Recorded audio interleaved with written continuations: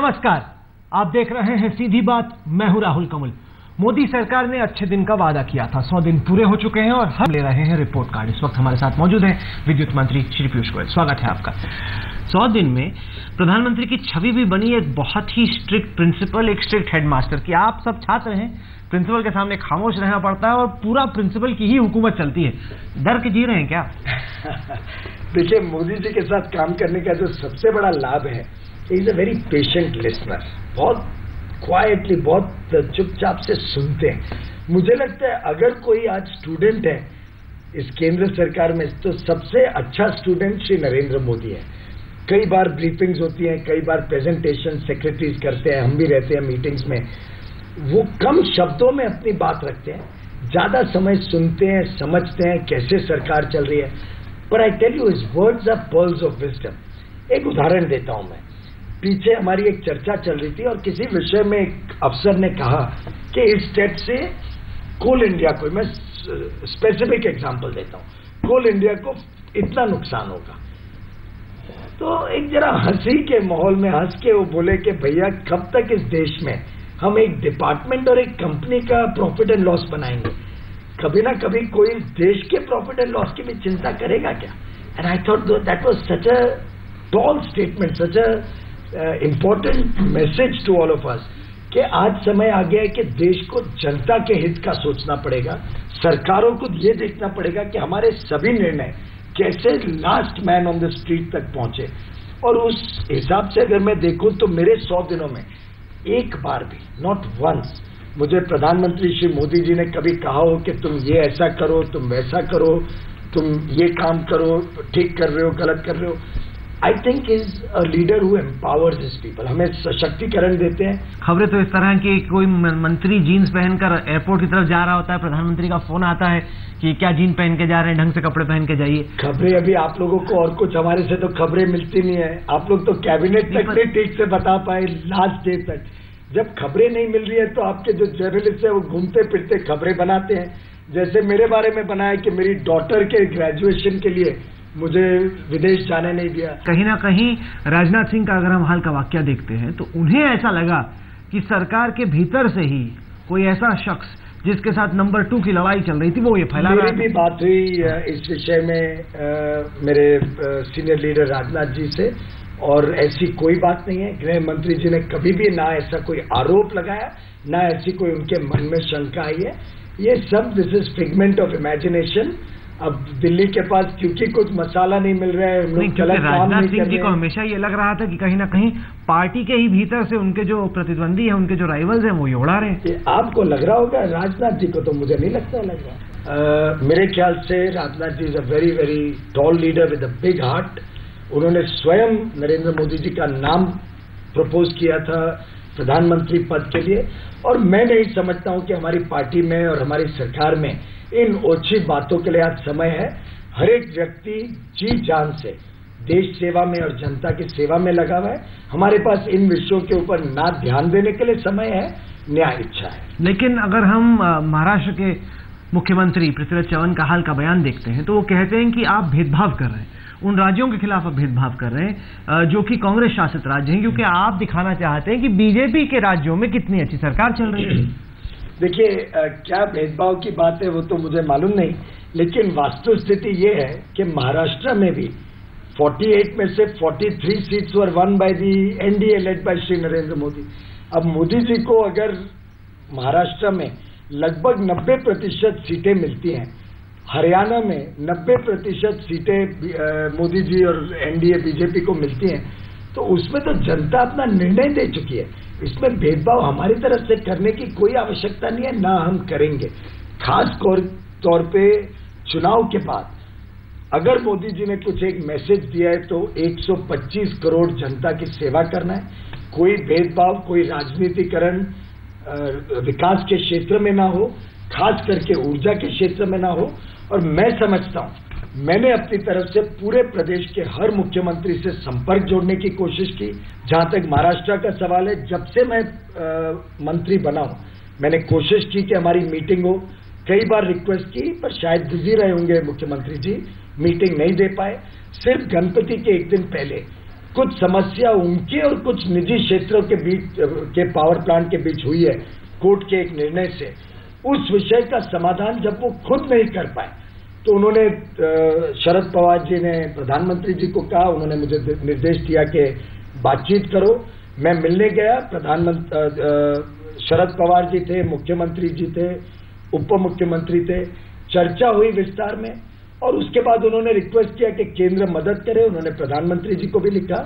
मैंने मीटिंग बुलाई दिल्ली में, सब power ministers of those states and their power secretaries, but I am only a outsider. It's an agreement जो states, राज्य और पावर प्रोड्यूसर्स के बीच है। मैं फैसिलिटेट कर सकता हूं, मैं डिक्टेट नहीं कर सकता। I can not dictate terms to any of those 5। Federal structure है। कल आप भी सीधी बात में मेरे ऊपर आरोप करेंगे, तो मैंने फैसिलिटेट किया। मैंने 5 राज्यों के ऊर्जा सचिव और ऊर्जा मंत्रियों को बिठाया और मैंने कहा आप लोग आपस में निर्णय करो और वो निर्णय फिर उच्च न्यायालय को सामने रखिए। आप वायदे तमाम कर रहे हैं, आप कह रहे हैं कि आप तमाम मीटिंगें ले रहे हैं, जनता एक ही चीज जाननी चाहेगी अपने बिजली मंत्री से, ये बताइए कि 24 घंटे बिजली हमें कब मिलेगी? देखिए 24 घंटे बिजली देश के कई राज्यों में आज भी मिल रही है। गुजरात में 24 घंटे मिल रही है, मध्य प्रदेश में मिल रही है, छत्तीसगढ़ में मिल रही है, अब आंध्र प्रदेश लगभग 24 घंटे हो गए। कल तेलंगाना के सीएम आए थे, उन्होंने बताया कि 1-2% डेफिसिट है, बाकी उनको कोई तकलीफ नहीं है। तो ये सिलसिला सुधरता बढ़ता जा रहा है। जो जो राज्य सामने आते हैं तो हम एक्शन प्लान्स बना रहे हैं कि कैसे उस राज्य में 24 घंटे बिजली पहुंच सकती है। अब Rajasthan CM was the first CM, जैसे ही मैं मंत्री बना उनका वसुंधरा जी का तुरंत फोन आया कि भाई पिछले 5 वर्षों में राजस्थान का इतना गति, इतनी बुरा हाल हुआ है, 55,000 करोड़ का लॉस किया गया 5 वर्ष उनके आने के पहले। तो उन्होंने तुरंत मुझे कांटेक्ट किया। मैं आई रश टू जयपुर, 6 घंटे मीटिंग चली। उसके बाद उनके अधिकारी, मेरे अधिकारियों ने दिन रात they burned the midnight oil and they prepared an action plan, कैसे राजस्थान की सिचुएशन सुधारी जा सके। इस तरीके से एक एक स्टेट को लेकर कोई डेडलाइन दे नहीं रहे आप? नहीं, डेडलाइन स्टेट वाइज है। जो जो स्टेट, अगर समझो कोई स्टेट मेरे पास आता ही नहीं है तो ये तो फेडरल पॉलिटी में मैं कोई स्टेट में इंटरफियर करके बिजली किसी को डायरेक्टली कनेक्शन नहीं दे सकता हूं, ये आप समझ लीजिए। अगर मैं वो करने जाऊं तो आप ही होगे चैनल पे मेरी आलोचना करोगे। मुझे इस स्ट्रक्चर के अंदर काम करना है, लेकिन मेरा ये वादा है कि जो स्टेट एक कदम बढ़ाएगा मैं उसके सामने 3 कदम बढ़ाऊंगा, कैसे बिजली की समस्याओं का समाधान किया जाए। चलिए, अभी तो आप कह रहे हैं कि 100 ही दिन हुए हैं और वक्त चाहिए, कई सारे लेगेसी इश्यूज हैं जिनको आपने सॉल्व करना है, जिसका मैंने आज बड़े विस्तार में आप लोगों के सामने रखे। मार्केटिंग आप खूब करते हैं, मार्केटिंग मंत्री जी खूब करते हैं, लेकिन मार्केटिंग चलेगी नहीं, जनता तब आपके काम को मानेगी जब 24 घंटे बिजली उनके पास है। आज मोदी जी पे लोगों को विश्वास है और मोदी जी ने हमारे ऊपर जिम्मेदारी दी है। मैं आपके माध्यम से जनता को विश्वास दिलाता हूं कि आप प्रेशर बना के रखिए अपने राज्यों के ऊपर, तो मुझे लगता है कि वो भी आएंगे और मैं अपनी तरफ से पूरी तरीके से सहयोग करूंगा कि हर घर में 24 घंटे बिजली। वरना अच्छे दिन का वादा बहुत जल्दी इंडिया शाइनिंग भी बन सकता है, और आपको याद है कि उस वक्त मुझे नहीं लगता हम अच्छे दिन देंगे। अच्छे दिन शुरू हुए हैं, लोगों को दिखने लगा है कि एक अच्छी ईमानदार सरकार आई है। विदेश नीति में लोगों को दिखने लगा है कि भारत की छवि दुनिया में बढ़ी है, निवेशक बड़े पैमाने पे देश में आ रहे हैं। अच्छे दिन शुरू हुए हैं, अच्छे दिन और तेजी से लोगों तक पहुंचेंगे, मुझे पूरा विश्वास। असली अच्छे दिन तब होंगे जब जनता को एहसास हो कि उनके अच्छे दिन आए हैं, मंत्रियों के नहीं, सरकार के नहीं। मंत्रियों के तो अच्छे दिन खत्म हो गए, हमको तो 16 घंटे आजकल कम पड़ते हैं। इसीलिए आपको थे। कैंपेन चल रही थी तब बीजेपी ने बड़े बड़े दावे किए कि हम जैसे ही सरकार में आए बिजली स्थिति बेहतर हो जाएगी। हरियाणा हो, पंजाब हो, उत्तर प्रदेश हो, दिल्ली हो, महाराष्ट्र, कहीं का भी आप सिनारियो उठा के देख लीजिए, जितने पावर कट पहले हुआ करते थे या तो उतने ही हैं या उससे बेहतर। आपको मंत्री बनाने से क्या फायदा हुआ देश को?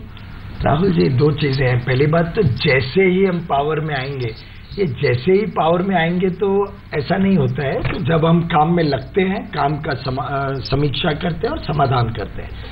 पर आपने जिन राज्यों की बात की वो राज्य कौन से हैं? हरियाणा, आपने महाराष्ट्र की बात की, आपने उत्तर प्रदेश की बात की, आपने दिल्ली की बात की। ये चारों राज्य ऐसे हैं जहां पे हमारी सरकार नहीं है स्टेट लेवल पे, और बिजली एक ऐसा विषय है जो केंद्र सरकार सिर्फ राज्य सरकार के माध्यम से ही काम कर सकती है। तो मैं अपनी तरफ से हर राज्य सरकार के साथ उलझा हुआ हूं, उनकी समस्याओं का पूरी तरीके से समझने की कोशिश कर रहा हूं और सोल्यूशन निकालो। बड़ी आसानी से आप राज्य सरकार पर दोष डालते हैं, लेकिन कुछ आंकड़े मैं आपके सामने रखना चाहता हूँ। आंकड़े ये, अगर आप फर्ज कीजिए बदरपुर, दादरी, इंदिरा गांधी हरियाणा, पानीपत कहीं का भी पावर प्लांट उठा लीजिए और देखिए कि वहां पर कोल सप्लाई कितनी है, और कोल सप्लाई करने वाली कंपनी आपके राज्य में आती है, आप उनको मैनेज करते हैं। वहां पे 1 दिन, 3 दिन, कहीं पर 1 दिन तक का भी कोल सप्लाई नहीं। सुशील कुमार शिंदे के राज्य में जिस तरीके से देश भर में बहुत बड़ा पावर कट हुआ था, उसी तरह का पावर कट आपके राज्य में किसी भी दिन हो सकता है पीयूष गोयल जी? राहुल जी, यही पावर कट पिछले 3 महीने में हर रोज हो सकता था अगर हमारी बिजली बनाने वाली कंपनियों ने इन 3 महीने में मोदी जी के आने के बाद जो पावर का उत्पादन कोयले से होता है वो 21% नहीं बढ़ाया होता। सर, कुछ आंकड़े मैं आपके सामने रखना चाहता हूं। कोल इंडिया में इस वक्त 52,000 करोड़ रुपए के रिजर्व से कम, और भारत में कोयले का आयात होता है करीब 56,000 करोड़ रुपए का। अब आप तो खुद बिजनेस के काफी बड़े एक्सपर्ट हैं, तो इन सब चीजों को बदलने के लिए अब तक आपने क्या किया? क्यों भारत कोयला आयात कर रहा है जबकि कोल इंडिया जो कि आप चलाते हैं वो एकदम कैश रिजर्व पे बैठी है? एकदम सही बात है, 52 नहीं 56,000 करोड़ रुपए है। और जब मैंने पता लगाया ये क्यों है, वो इसलिए है कि इन्होंने प्लान बना के रखी है कई वर्षों से कि हम विदेशों में माइन खरीदेंगे। अब ये दुर्भाग्य की बात है कि 2010 के बाद जिस प्रकार से पर्यावरण मंत्रालय ने रोक लगा रखी है कोयले की खदानों को खोलने में, पहले उन्होंने गो नो गो एरियाज लाए, वो 2 साल तक तकलीफ करके रखी, वो खत्म हुई, 2012 में विड्रॉ किया तो सेपी रिस्ट्रिक्शंस लगा दिए, सेपी के साथ साथ इनवायलेट एरियाज। तो लगभग पिछले 4 वर्षों के अगर आप आंकड़े देखो तो किसी वक्त किसी साल में 1%, किसी में 2% कोयले की उत्पादन को बढ़ोतरी मिली है।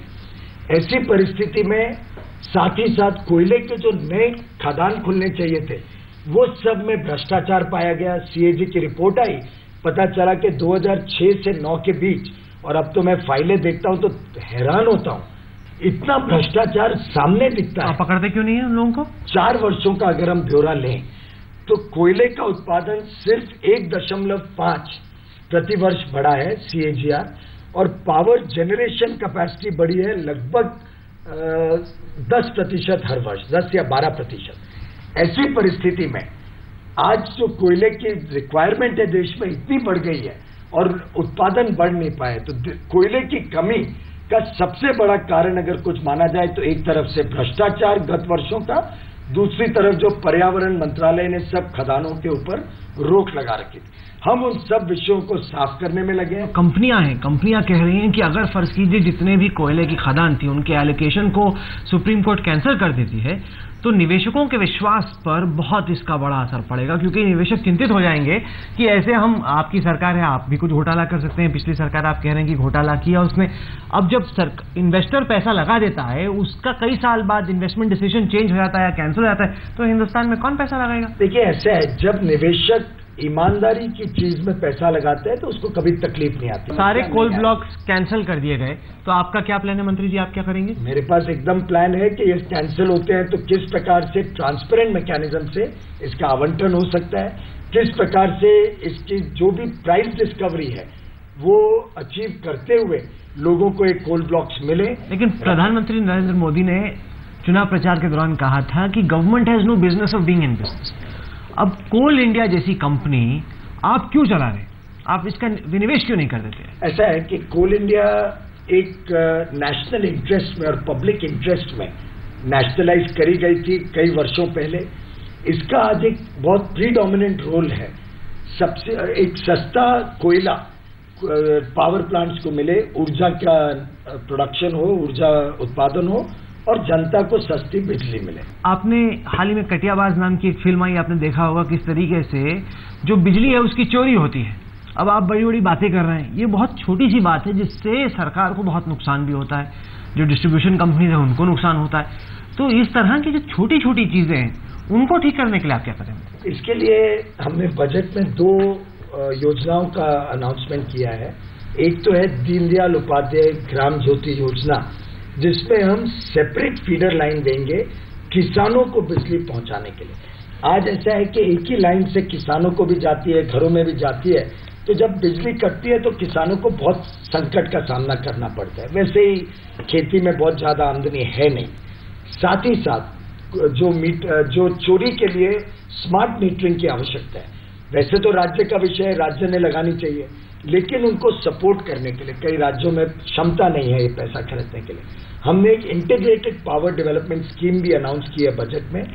उसमें लगभग 40-42 हजार करोड़ रुपए खर्च के हम देश भर में सब transmission and distribution lines and smart metering का एक जाल बिछाने के प्रोजेक्ट को लेके आ रहे हैं, जिससे जो चोरी हो रही है और फाइनली चोरी को रोकने के लिए सबसे बड़ा योगदान तो जनता का होगा। तो ये थी पीयूष गोयल से आज की सीधी बात। ये कार्यक्रम आपको कैसा लगा? आप अपनी राय हमें ईमेल के जरिए भेज सकते हैं। हमारा ईमेल का पता है sb@aajtak.com। साथ के साथ इस कार्यक्रम को आप हमारी वेबसाइट पर देख सकते हैं, जिसका पता है www.aajtak.in/सीधी बात। तो अगले सप्ताह एक बार फिर से मुलाकात होगी। तब तक के लिए देश और दुनिया की बाकी खबरों के लिए आप देखते रहिए आज।